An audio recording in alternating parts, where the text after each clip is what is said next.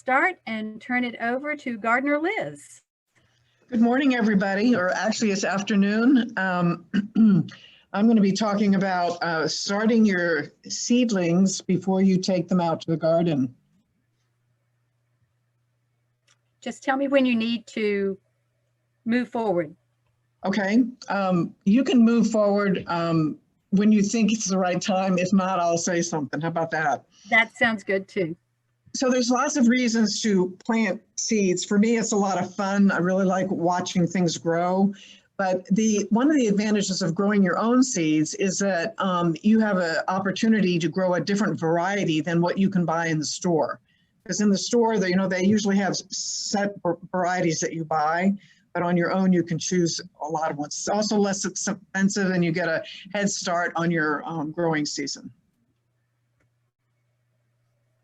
Some of the challenges is that if you plant too soon, your plants can get lanky. And if you're too late, sometimes the plants are kind of weak when they're planted, and there might not be enough time to get any produce before it gets cold. And not all seeds need to be started indoors, like beans and cucumbers and squash. Most often are better to be just put directly into the ground. This is a picture of, I had some friends give me some pictures, so these aren't mine. But this is an example of tomatoes that were planted or seeded too soon. And this gardener likes to do several seeds at a time and not cut them apart to just one. So she doesn't mind pulling them apart. I'm always worried about my roots might get damaged when I pull them apart and plant them. All right, so it's really good to set up a schedule for yourself, and I'm not very good at doing one year to year, but it is a good idea if this is something that you do every year with different plants. You can see what progress you made. But anyway, you want to decide what to grow. You want to plan out your garden plot, where you're going to put things. But it's real important that you find the latest first date in the spring and the earliest frost date in the fall. And I've got two resources here where you can get that. And that little tiny picture right here just shows it for Herndon, which is where I live. And it shows that the first the early spring is April 25th, and the last one is October 15th. So I always look at those if I'm starting seedlings, and then you count back the number of weeks before the plant would be ready to plant before you put it in the ground, because temperature has a lot to do with many plants. There's ones that we call cold weather and warm weather, and I'll talk a little bit more about that in a minute.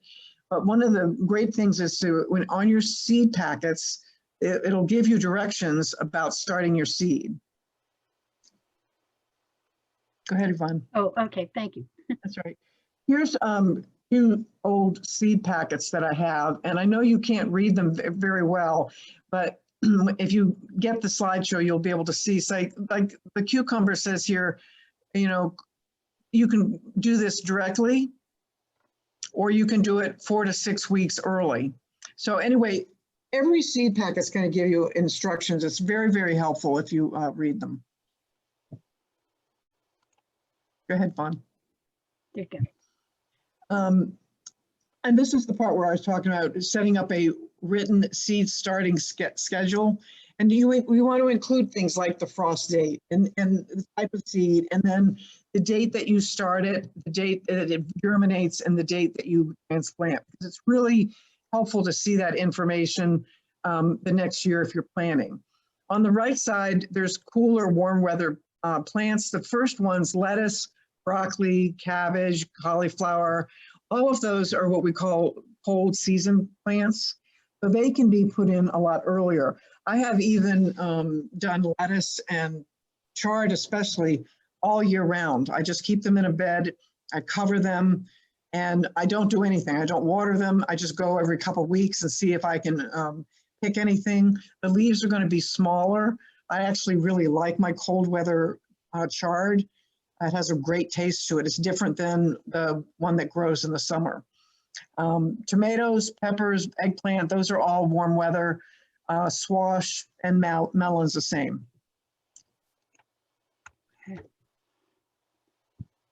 So if you're going to do seedlings inside, it's really good to have some kind of supplemental lighting.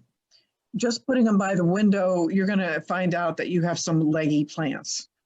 I'm not going to go into different lights that you can buy, but that would be something that you could research. And I've got some pictures of what some other gardeners have done, but they normally need 12 to 16, that's supposed to be hours of light each day. And so, you know, sitting by the window, they're not going to get that much, especially in the winter. It's so much, our light is so much shorter.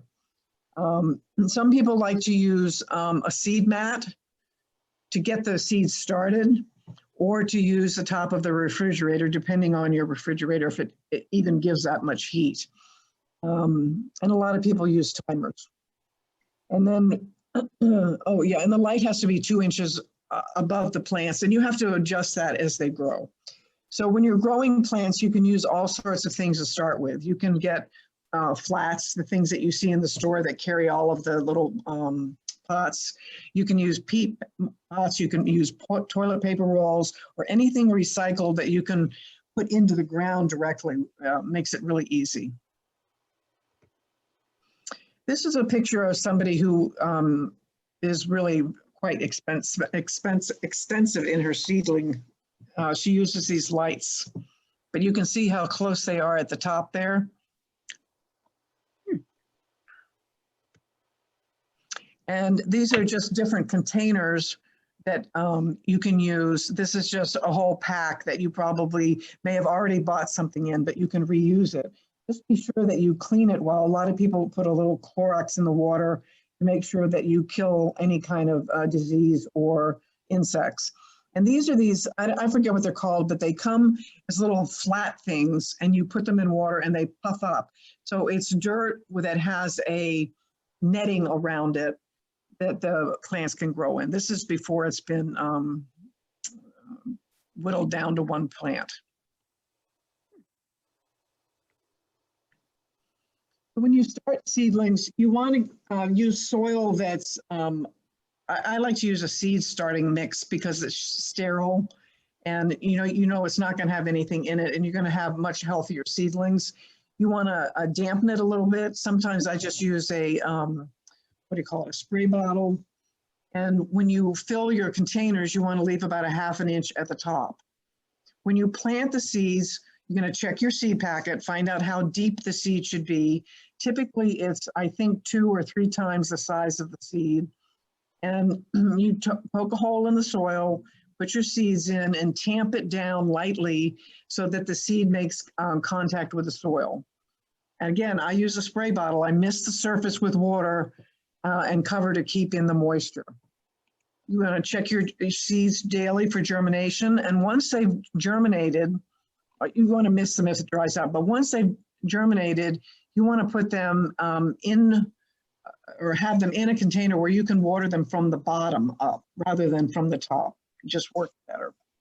And then the seeds have to be, or the seedlings have to be 2 inches from the light. Okay, Yvonne. You want to make sure that your plants aren't too wet, because that'll produce mold. And as they, I already said that. And as they become established, when they become real good plants, then you don't have to water as much, but you want to let the soil dry out a little bit between waterings. I put in here fertilize, although it's not something I've done a lot of. But if you do fertilize, you want to be sure that the plant has its first, what are called true leaves. So it's a second set of leaves. So you can actually see the shape of the leaf of the plant usually at that point, and use a half strength liquid fertilizer. And then since you've put in a couple seeds with in each section, you want to thin your plants. And it's recommended you just clip them off rather than pull them out, because then you're not going to be destroying the roots of the plant that stays. Okay. And then some of the plants you'll want to transplant. Some of them you might not. It depends on the type of plant and how big it is. So a lot of people will transplant their tomatoes. So the tomato will be bigger once you put it in the ground, but some of the other things you wouldn't. So what you want to water your seedlings before they're transplanted. And I usually do that and wait a couple hours so that the water all settles in and the roots have time to pull in the water. And you're going to fill your container about halfway full, put your plant in, trying not to disturb the roots, put more soil in till about 1/2 inch from the top, tamp it down, and then water it thoroughly. Don't forget to label it. I've done that many times, especially with squash plants, and I put squash in and they'll not go the way I want them to. And then label them and put them under lights. Here's a picture of plants that have gotten a little bit bigger. This person that gave me this is a friend of mine who's a gardener who hates to destroy plants. So she doesn't leave just one plant, she separates them. But you get the idea with the size of the pots getting bigger. And then one of the most important things that people forget to do is that you have to harden off your plants. And what that means is you need to acclimate them to outside temperatures. And you want to start it very slowly. You might put your seeds out for a couple hours and bring them in. And where you put them out, you want to be sure that they're protected from wind. And you don't want them in the sun at first. I have an umbrella on my deck on my table. So I'll put them under the umbrella first off so that they don't get direct sun right away, because they're very tender at that point. Let's see. And then depending on what you're growing versus cold weather versus warm weather, there's some temperatures here. So for the cool weather ones, it has to be 45 degrees or higher at night. And if it's a warm weather crop, it has to be 60 degrees or higher in order for them to be successful. And then they're ready to plant. You get your garden bed ready. I like to plant on a cloudy day if possible, just before rain if possible. And I always plant in the afternoon so they have the night to get kind of acclimated to their new location before they're hit with a full day of sun. Okay. This is an example of my friend who's like really does a lot of seedlings. But you can see that she's got them outside and she takes them in and out depending on what stage they're at and what the weather's like. All right, these are some resources that you can use, which is basically the Virginia Tech Extension resource and Fairfax Gardening. So Can we Liz, ask questions now, Yvonne? there's a couple questions, Liz. Okay. One said, can you use egg cartons? Can you use a what? Egg cartons. Yeah, absolutely. Yeah. I've seen a lot of people use egg cartons. The only thing I'd probably suggest is maybe one hole in the bottom in case it needs a place to drain and the egg carton itself cannot hold all that water. Okay. And then somebody else said that those little peat, I guess, cups you were talking about were called Jiffy peat pellets. That's right. Thank you. I couldn't remember the name of it, but thank you. And then Chris says, can you use a half an eggshell carton? Half eggshell. Oh, half eggshells? Chris, was that what you asked?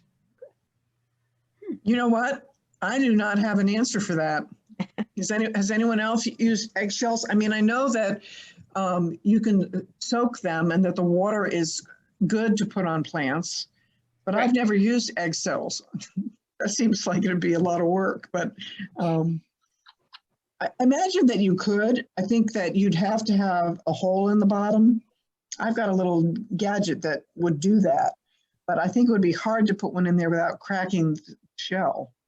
So I don't really have an answer for that. I don't know if anyone else has tried that in the group. Another question, are there perennial seeds that you plant in the fall, and which ones? Is she talking about perennial vegetables? I know, flowers. More Wow. flowers, vegetables too. You know, I usually plant my perennials in the spring, but I know that it's good to put bushes and in the fall, and trees in the fall, because underground we have a lot of growing things happening, even though our temperatures might be cool. You know, there's a lot of activity going on underground. So the only perennials that I can think of would be bulbs and bushes and trees. I was Anyone thinking else? like biennials, like Sweet Williams or something, if you could sort of, I don't know, because I plant a lot of seeds in the spring, and I was just, would be nice if there was some I could plant in the fall that that need to be planted in the fall. But I guess it's, you know, then you run into the problem of having to, what do you do with it over the winter? So anyway. Well, I mean, I have Lenten rose, and I'm not sure what the best time to plant them, but that's a plant that comes back every year, and it Right. flowers in the winter and the spring. I mean, that's what has the most flowers. The Lenten rose I usually divide in the spring, and my Lord, mine have, I don't know what they do. They obviously have seeds because they all grow underneath, and I just pick those little babies up and stick them places, and they go everywhere. Yeah, we do that. I do that with cardinal flower too. Yeah. I'm talking about seeds you might plant in the fall. There are seeds like milkweed that have to be chilled, but I let mine reseed and they stay out all fall. I don't know if you could just plant them in the fall because they need that cold in order to germinate. So just a thought on those. Good idea. Thank you. So another question, if my outside garden is small and I only want 2 plants, how many seeds should I sow inside? And I don't know how small she means. So it'd be curious. I'm curious to know what they would be growing. I mean, typically when you start seedlings, you put a couple seeds in at a time, so that you're successful with at least one.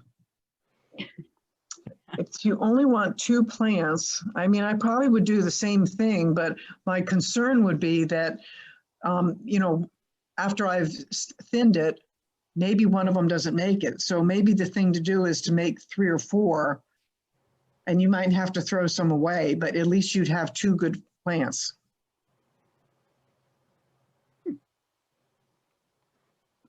Okay. 2 pepper plants, 2 eggplant. You know, that's probably what I would do, is I would probably make 3 or 4, just to be sure that I had plants that made it.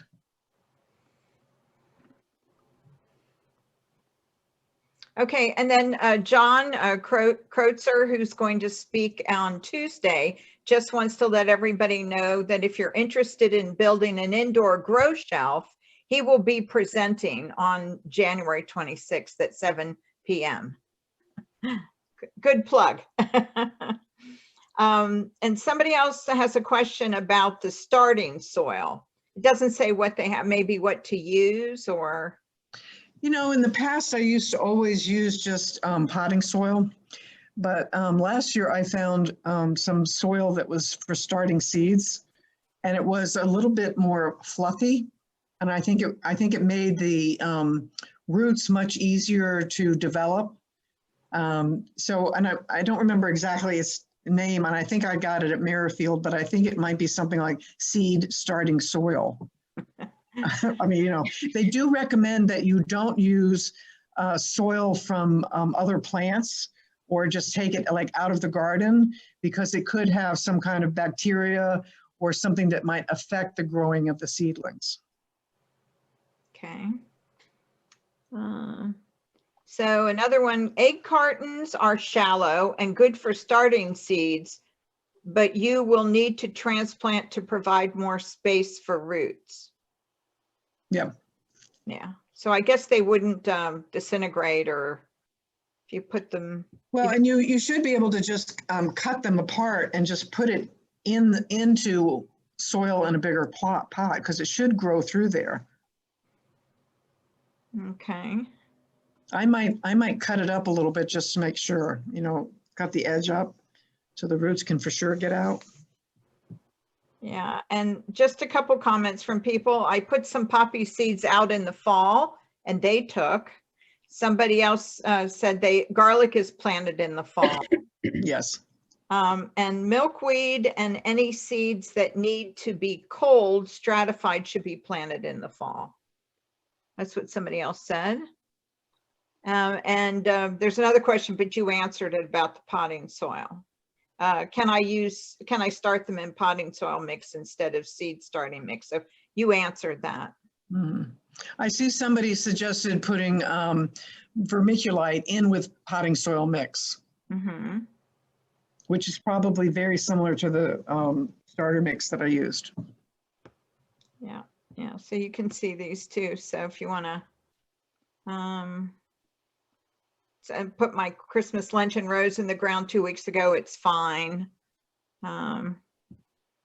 Here's one. It's so yeah, go ahead. You can see. There's a question here about if you want to harvest all summer, do you want to phase in the seedlings? Well, if it's in the summer, I probably would do a direct seeding of different plants because it's warm enough, and they'll do better if they're putting in the soil directly rather than doing the seedling. The question about onions, though, someone would have to help me with this because I grew onions once and I didn't like what I got, but I'm pretty sure that they have to be put in early in the spring. I don't think that you can do those all summer. Can somebody answer that question? I don't.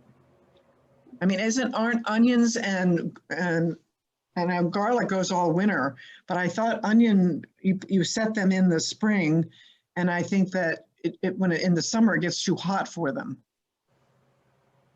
Yeah, I don't know. There is spring garlic. I've never grown onions, but there's fall garlic, which I've got in now. And then there is a spring garlic that you can put in and harvest. But I can't speak to the onions. Yeah. I mean, I grew them that one time, but in my recollection, it's really better to grow it in cooler weather. And I think you can pull it out in early summer. So I don't feel like I'm being very helpful with that, but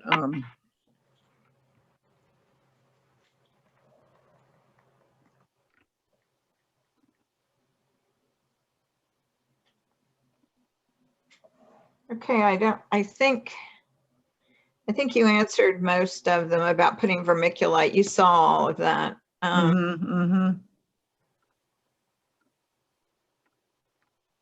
So someone has a question here about seedlings getting leggy. Should I scrap them and start over? Or is there a way to save them? So I've been given some of those leggy tomatoes. I don't grow a lot of tomatoes because it's not one of my favorites, but I will usually grow 1 or 2 plants, and it's usually somebody gives me a seedling. So the tomatoes will grow roots all along their stem if it's buried. So I will take that leggy plant and I will bury it deep, and it will grow a lot of roots that way. So that's one thing you could do for leggy plants. It's not perfect, and they usually produce, but the ones that are more squat do a lot better.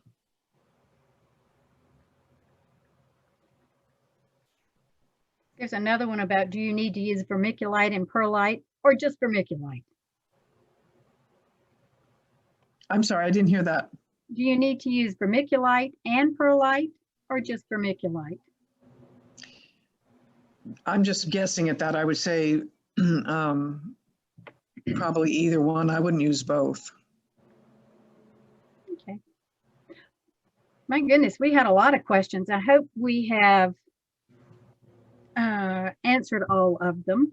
Well, you know, there's one thing someone said here, kale can be planted in the fall.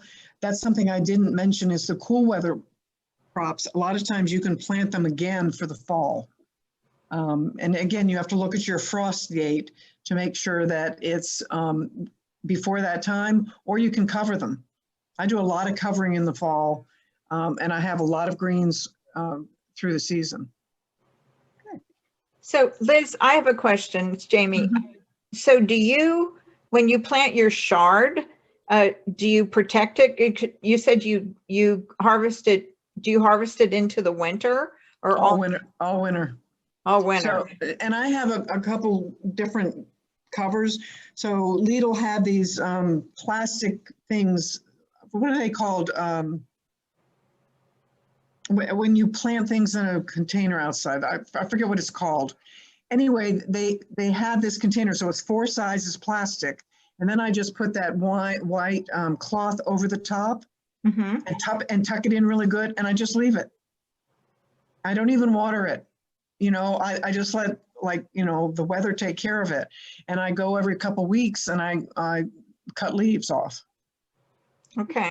I've done it also with microgreens. I know you're not supposed to grow them that way. I just threw them in to see what they would do. And I had them for a couple months in the winter. And that was, you know, lettuce and kale and broccoli shoots. It was really great. And these are all, I'm using, in that instance, I was using a raised bed, and I just put that that white cover over the top. What's that white cover called? You know, it says that thick stuff, and the rain goes through, the light goes through.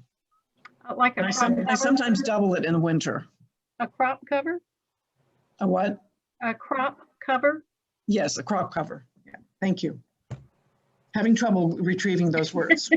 I have some kale outside that I covered completely over with leaves. I Mhm. chopped them up and just covered them. And every Mhm. so often I go out, spread them apart. Yeah, they're still there.